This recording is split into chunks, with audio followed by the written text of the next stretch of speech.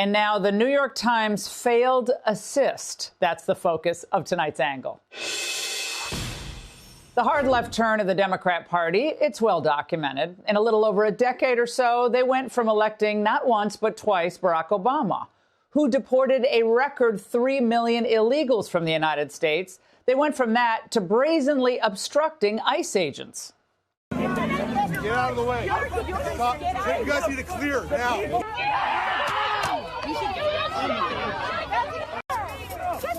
Watch out. Hey, put it down. Put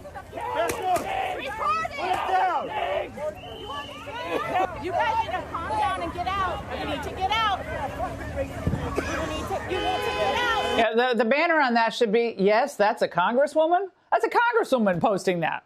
So somewhere along the line, they decided that resisting Trump meant resisting the rule of law and flooding America with newcomers, of course. Undocumented Democrats, I like to call them that. Like people who would ensure that someone like him would never get elected president again. Can't risk that. Now, while liberal academics and the World Economic Forum, people like Klaus Schwab and George Soros, those types, had long argued that migration is a human right and that migration is indispensable for sustainable development. Like, for years, people like Bill Clinton, Chuck Schumer, and many others resisted that radicalism. But when the cheap labor lobby and the far left got together to push Biden through in 2020, well, they had their chance to swamp the U.S. with migrants from across the planet, people with zero connection or affinity to the United States, and they took that chance. So native-born Americans, well, be damned. Of course, the rest is history. We had a humanitarian, an economic, and a crime crisis. It was unleashed on the United States. The cost to the taxpayers is in the hundreds of billions of dollars and still counting. And the crimes committed by illegals and the refugees that Biden brought in, most recently the tragic shooting of our National Guard troops before Thanksgiving. And then over the weekend, details about another horrific attack in Charlotte on a light rail car. Now, the more we learn, the worse it all gets. This individual was deported under Trump in 2018. He re-entered the U.S. in 2021 under Biden. He was deported a second time under Biden, then re-entered as Biden got away. So this is the real legacy of the Democrats. And the policies and their willful refusal to defend America, it was treasonous. But now, to avoid any further fallout, the media are helping Democrats try to foist blame of the entire saga on the guy who can barely walk and talk now, Joe Biden. How convenient. In a lengthy piece in the New York Times, we're supposed to believe that campaign experts had warned Biden and his top aides of the coming chaos their border policy create, but they ignored those warnings. Chaos was the word Biden's advisors had used in a memo during the campaign. They offered a range of options to avert that crisis by better deterring migrants, but Biden seemed to grasp the risk. But he and his top aides failed to act on those recommendations. Look, this is silly. We didn't need experts to tell us any of this. And Biden was merely doing, or his people were pulling the strings, were merely doing what the party had decided on years earlier. Again, that the only way to beat populism and someone like Trump was to change America. So where was the New York Times when Biden was laying out this obviously dangerous agenda? We should not be locking people up. We should be making sure we change the circumstance, as we did, why they would leave in the first place. And those who come seeking asylum, we should immediately have the capacity to absorb them, keep them safe until they can be heard. Now, where was the New York Times when Biden argued that massive foreign aid and amnesty was the only way to stop them from coming? They're coming because of the circumstances in country. The way to deal with this problem, and I started to deal with it back when I was United States Vice President, putting together a bipartisan plan of over $700 million to do with the root causes of why people are leaving. What did Trump do? He eliminated that funding. He didn't use it. I love that. To do the root causes. To do the root causes. Look, the Times didn't question any of this. The truth is today what it was in 2021. The Democrats and the media who covered for them are a clear and present danger to America because they fundamentally don't believe in the legitimacy of borders at all or the need to deport anyone here illegally. Full stop. The Biden White House, the Democrats on the Hill, the media that routinely called conservatives racist, conservatives who are sounding the alarm, they're all responsible. It's a conspiracy against the American people and our sovereignty. And now Donald Trump and his team, they're trying to fix it. It's a Herculean task. And I know we all want the deportation numbers way up. I do. But DHS is still fighting a lot. They're fighting paid protesters, Marxists, Antifa, and the NGOs who file lawsuits to stop them. And we're not about right now to let the New York Times and the Democrats, with their unnamed sources and revisionist history, to pass the buck as we head into the crucial midterms. But nice try. And that's the angle. Welcome to Hannity. And tonight we are live. We are in New York City, where in just a few minutes we're going to sit down with Erica Kirk for an exclusive preview of her late husband's final book, Stop in the Name of God, Why Honoring the Sabbath Will in Fact Transform Your Life. Also, tonight, Jasmine Crockett wants a promotion. The Democratic Party's rising star has officially announced her bid for U.S. Senate with the great state of Texas and with the help of President Donald J. Trump. Take a look. Crockett. Oh, man. Oh, man. She's a very low IQ person. Somebody said the other day she's one of the leaders of the party. I said, you got to be kidding. I don't know how that helps her. Anyway, a few states away, California Governor Gavin Newsom was on fire, literally. Take a look. They're in the hills with these guys, and we all turned around when my hair literally burst on. There's a video of it. And they threw me in the car. The guy hits my hair and throws me in the car. Says, get out of here. Now, fortunately, Newsom was able to save his hair from the blaze. Too bad there was no water available to save people's homes. Now, most everyone in the Pacific Palisades, as we all know, lost absolutely everything. They're still unable to rebuild a year later because of California's insane bureaucracy, their regulations. We'll have a lot more on that straight ahead. We do begin tonight right here in New York City with their incoming communist mayor, Marxist mayor, after promising to work with President Trump to apprehend criminal illegal immigrants. Well, Zoran Kami, Marxist Mamdani, is now teaching illegals how to stand up to ICE. There is a 1,200% threat level increase against ICE agents. Maybe the rhetoric has something to do with it. Take a look. We can all stand up to ICE if you know your rights. If you encounter ICE, these are the things that every New Yorker should know. First, ICE cannot enter into private spaces like your home, school, or a private area of your workplace without a judicial warrant signed by a judge. That looks like this. Sometimes ICE will show you paperwork that looks like this and tell you that they have the right to arrest you. That is false. ICE is legally allowed to lie to you, but you have the right to remain silent. If you're being detained, you may always ask, am I free to go, repeatedly until they answer you. And another far-left politician is now taking it a step further. Take a look. The message that we are sending to our Somali community, to our Latino community, to any community that is being targeted, is that we stand with you. Minneapolis is not backing down. Our police officers will not coordinate with any federal agency that is doing immigration law enforcement work. We stand with the community members that make Minneapolis the extraordinary place that it is, and we aren't backing down. We're rock solid in support of them. Now, that was the Minneapolis Mayor Jacob Frey on national TV bragging about doing anything he can do to keep criminal illegal aliens on the streets. And by the way, as we head into a midterm election year, I hope every American remembers the big lie. The border's closed, the border's secure, and all the hard work that Democrats are putting into protecting even those criminal illegals, allowing them to run free in your town, in your city. And meanwhile, in the deep blue state of Illinois, nearly 1,800 criminal illegals have been released this year as state officials ignore ICE detainers, even for violent felons. This includes individuals linked to homicide, assault, home invasions. Even sex predators have been released onto the streets, which is pure insanity. And of course, thanks to Joe Biden, there are millions of all of these unvetted, illegal immigrants, many with criminal records. Well, they're living all across the country. And with the election safely in the rearview mirror, the New York Times is now finally reporting that Biden's own advisors warned him that his border policies would create chaos and a lot of suffering, but Joe's inner circle just didn't seem to care, as Biden himself clearly oblivious to everything happening around him. So let's be clear. The consequences here are not theoretical.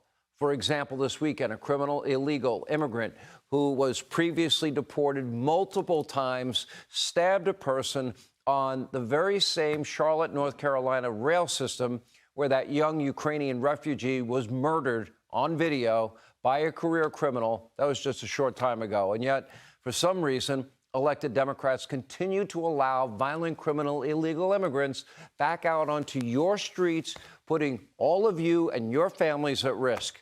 Meanwhile, President Trump's DHS, well, they have a holiday message for those criminals. Ho, ho, ho, you're going home. What's next? Complain that the Secretary of Health and Human Services has great abs?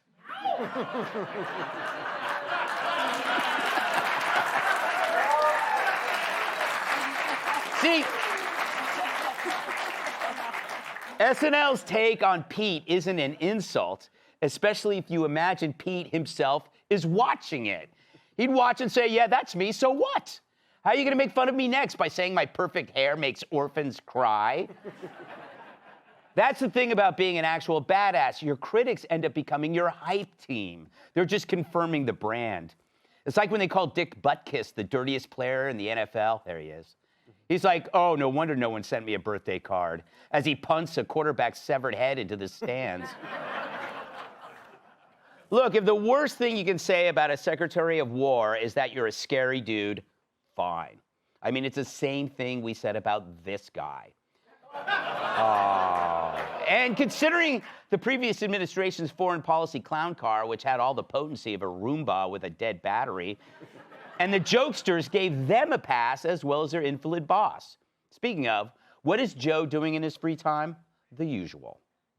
Summon hope and get back up and remember who in the hell we are. We're the United States of America. What the f did he just say? I mean, it's not, he can't even say the name of the country he led. I need to see this again. Summon hope and get back up and remember who in the hell we are. We're the United States of America. All right, got it. Could be the teleprompter's fault. There was no space between America and got it. So he just read it like this amazing, unbelievable new word. It's kind of funny, but it's also really scary. And it raises a question, where was the bold, edgy comedy when Biden's brain had him wandering around like a lost grandpa in the Amazon? I mean, Biden was a gift to SNL, like a Lamborghini, and they treated that gift like he was a pair of socks. So are you telling me with all those writers, they couldn't write a sketch about a senile president that wanders off into the rainforest and mistakes a howler monkey for Janet Yellen? It practically writes itself, like Joe's signature. But now they got a war secretary whose biggest flaw is too much badassery. The man's job title literally has the word war in it. He's not the secretary of stern letters. But they wanted Stuart Smalley, and Trump gave them Hans and Franz instead. But this sketch reveals the pendulum swing of today's politics. That after Dems spent years decriminalizing everything short of cannibalism, handing out sanctuary to criminals like they were running an Airbnb, eventually you get a Secretary of War whose strongly worded letter comes in the shape of a guided missile. Look, deterrence isn't complicated. Public punishments and public permissiveness are the same concept, just opposite forces. One says, don't even think about it, and the other says, just do it. Sinking fentanyl boats is a message, but so is giving criminal aliens 20 chances to reoffend. And you can almost sympathize with the criminals. They used to think America was fine with drug running, but now you're blowing us up? That's not fair.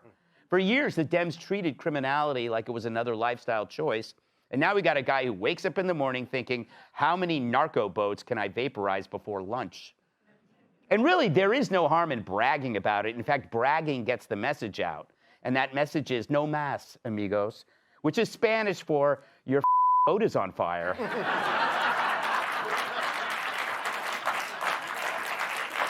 And another thing, live from New York, it's Gutfeld. Welcome, tonight's guest. She just did the View, and she's got the claw marks to prove it. Actress and author of the new book, Unscripted, Cheryl Hines. To avoid holiday crowds, check out one of his shows. Writer and comedian Joe DeVito. She's on the naughty list and the no-fly list. New York Times bestselling author and Fox News contributor, Kat Tim. And this time of year, his fans can't wait for him to slide down their chimneys. Former NWA World Champion and host of Planet Tyrus podcast, Harris.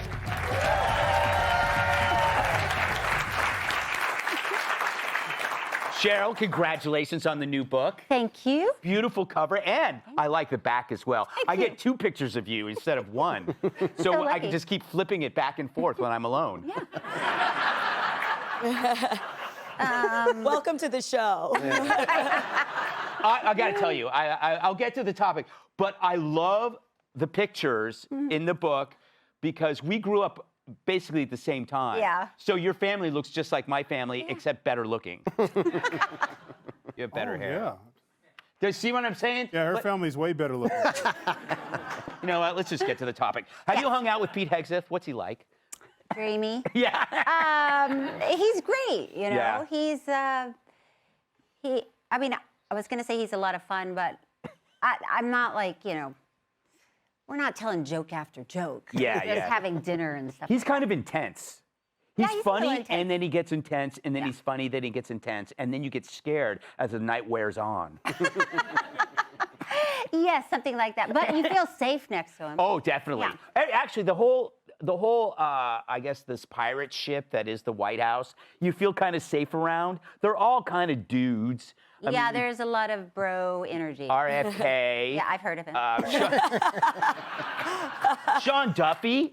He's not bad. I know. He's not bad. Amazing. I mean, in These guys any are- world, he'd be an 8, but in this White House, he's a 5. Oh, that's not true. That's not true. It's true. Be honest. No, but it is interesting. It is. I guess my point is, what were we talking about? Hegseth? Yes. Yeah. You know what you're getting. Yeah. So he is the Secretary of War the moment he was born. Yeah. Yeah. Yeah. I believe that. Mhm. You feel it. Yeah, you do. All of them, actually. The cabinet. They walk in and it's just like, whoosh, Yes. you know? Yeah. It's the Expendables, you know? Or the Dirty Dozen. Or just save me, Joe. I'm running out of analogies. Yes, it's Sisterhood of the Traveling Pants.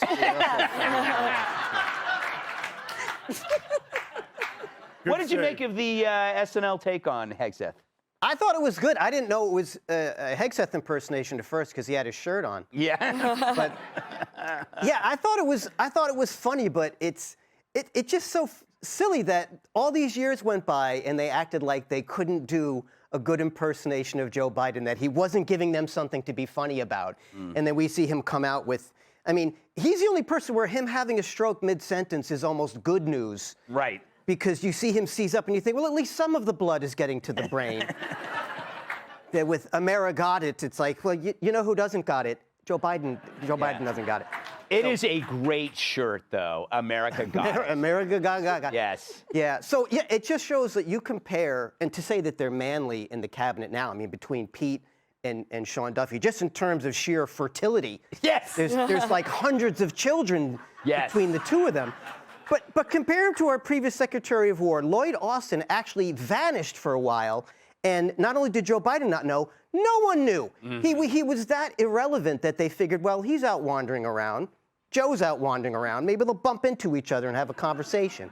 So I think Pete is great, and I like what they're doing. The enemies of America, I want them afraid. I want them having sleepless nights. And if they're in a boat that's bringing over fentanyl to America, I want them crapping their pants so much it turns into the Carnival Poop Cruise. So I am on board with them.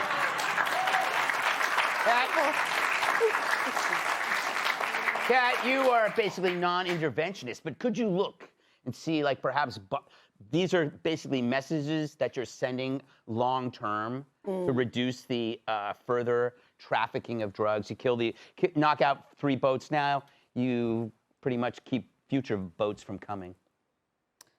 Look. Or talk about SNL. Yeah. When I watched the SNL sketch, I did laugh. Yeah. I laughed at it a lot because what you're trying to do with the sketch, obviously, is a parody that's an exaggerated version of who the person is. Yeah. And this is an exaggerated version of who Pete is, absolutely.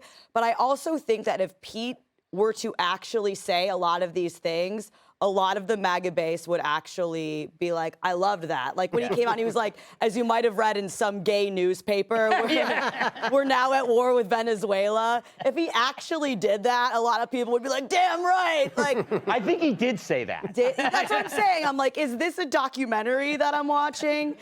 But it actually wasn't good fun, I thought. It was, and I can imagine Pete watching it and thinking it was funny. Yeah. What is your verdict, Tyrus? And that is a lovely jacket. Oh, thank you. Thank you. I fell asleep watching Good Morning Vietnam. You like green suit? No, my wife picked this out for me. She said I need to change my image. So from what to what? She said I'm not recognizable enough, so let's put his big ass in a bright green suit. Because the Apple tag's not getting it done. Now I can be Spot from a drone anywhere in the city. It's really nice. I like Pete. I used to pick on Pete a little bit. He's always come on the show. He likes his hair. He likes his little arm tattoo. He's a good dude. He's got the greatest job he could ever ask for. He's enjoying it. But I think the bigger issue, since everyone is, and it's nice to see SNL actually attempt to make jokes again. I think it's all when you make fun of people, when you get made fun of, that shows that what you're doing is of something of substance and matters because people are willing to make fun of you over it. Mm-hmm. This whole thing where we got into the thing where you can't make fun of anybody anymore, it's an insult to people who are working hard. I'm pissed. I've been done some great things the last 4 years. Why the am I not being made fun of on South Park? Like, I've said some irritating things. Didn't I say some they, them stuff that pissed you guys off? Come on, what I got to do here? Yeah. I'm begging you. Put me on there. Make fun of me. I could be Cartman's deadbeat dad. I've been, I got 6, what's 7? But like we need to it needs to be okay with that. We know they're going to make fun of us because they're going to make fun of the right now because the right's doing really well. And you want that. The problem is that the left has no sense of humor right now. Absolutely none. Everything is, oh, he did this, he did that. They acted like he had his tie wrapped around his head and he was like, had the clicker in his hand, like, hit it again, yeah, beer me. Hit it, look, no look bombing. Look, we did it. It's not what happened. They hate anything that Trump does, they hate. Yeah. Anything that anyone he hires, they hate. Even though they're doing good things, it doesn't matter. The point is because it came from the Orange Dragon, so we hate it. Yeah. The Orange Dragon. Hey everyone, I'm Emily Campagno. Catch me and my co-hosts Harris Faulkner and Kaylee McEnany on Outnumbered every weekday at 12 p.m. Eastern, or set your DVR.